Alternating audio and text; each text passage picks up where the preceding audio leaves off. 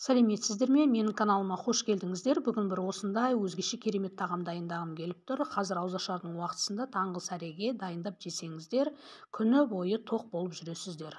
Бұрынғы кезде апаларымыз осылай жасаған. Ол үшін ыдысымызға бөлме температурасындағы суымызды құйып аламыз. Енді осыған тұз саламыз. Және де аздап өсімдік майын құямыз.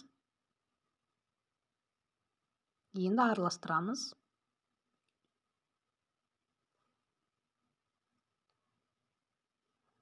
Үстіне алдын ала елеп алған ұнымызды саламыз. Грамм мөлшері барлығын төменде описаниеге жазып қоямын. Енді қасықпен ары-бері араластырып отырып, ұнымызды біркелкі етіп араластырып аламыз.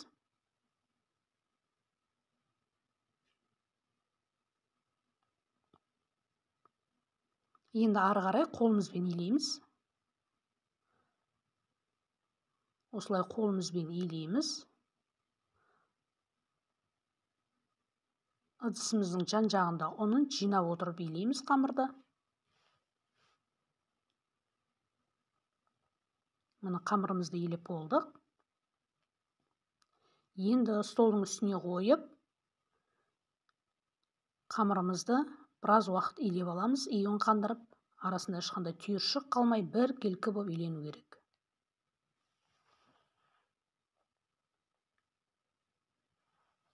Видеоның соңына дейін көріңіздер, тоқтатып қоймай, қызықтың барлығы соңында.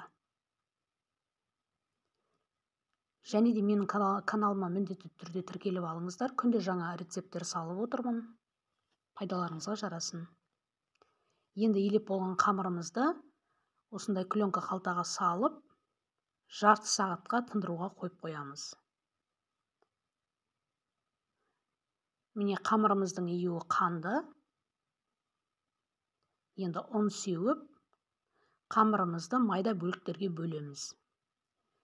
Әрқайсысын 40 грамм, 45 граммнан бөліп алсаңыздар болады. Менде бұл жерде 28 штук шықты.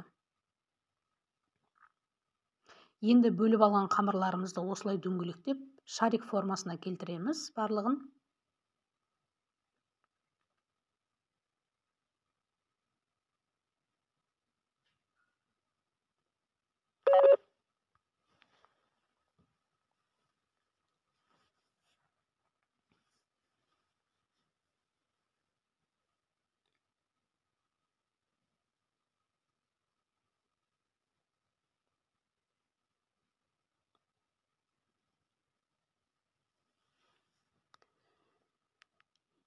Енді ұн сеуіп отырып қамырымызды жаямыз.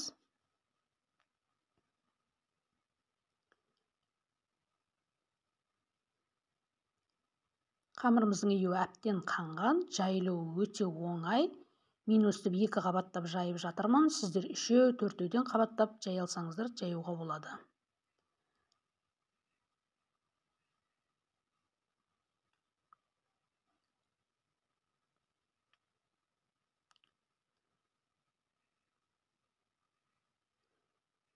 Қамырымыздың барлығын осылай жайып, жұп-жұқа етіп жайып аламыз.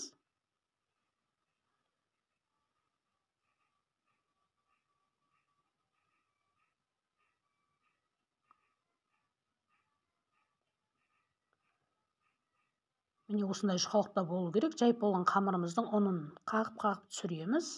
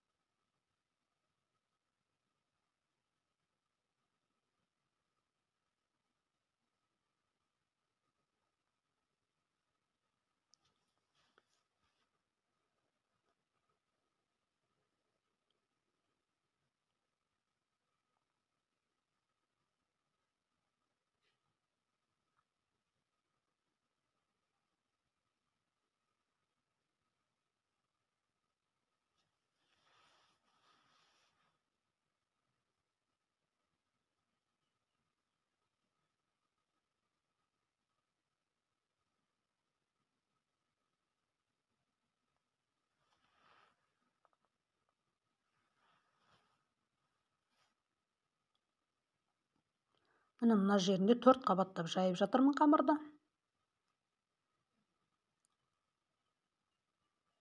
Жайып болған қамырымызды енді жеке чұп-чұқа етіп жайып шығамыз.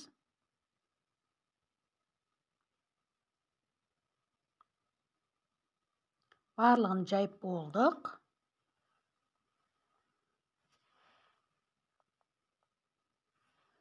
Енді тапамызды отқа қойып қыздырамыз. Қызған тапаның астын орташа отқа қоямыз, қатты қыздырмаймыз, орташа отқа қоямыз. Аздаған өсімдік майын құйып, тапамызды біріншіге майлап аламыз да, енді шұқпан нандарымызды екі бетін аудара отырып қызартып пісіріп аламыз.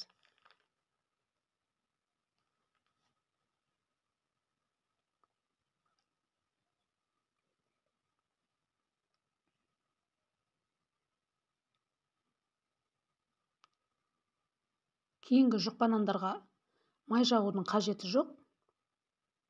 Бірінші кезде жағып шығамыз.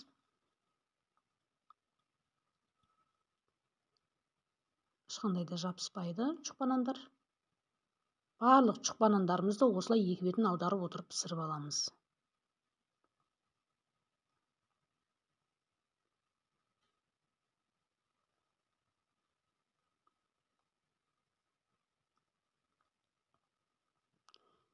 Қамырымыз мына отқа түскен кезде осылай әдемі болып көтеріледі.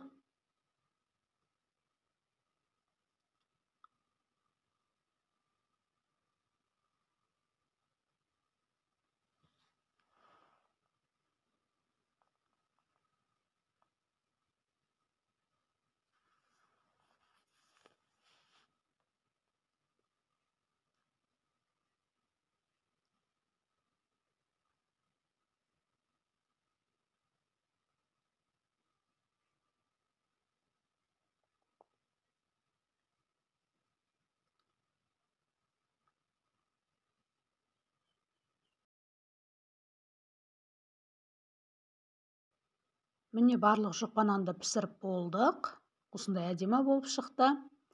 Енді бұл жұқпан нанды осындай ыстық болып қайнап тұрған сүтке салып дайындап жесеңіздер болады. Үстіне енді бір шай қасық сары май саламыз.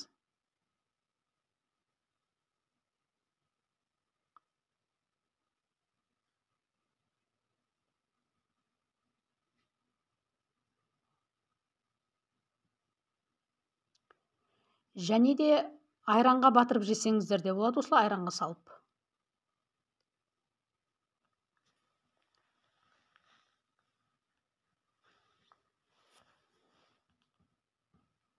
Айранмен де, сүтпен де керемет дәмді болады бұл жұқпан нан. Сіздер де бұрын дайындап көрмеген болсаңыздар, жасап көріңіздер.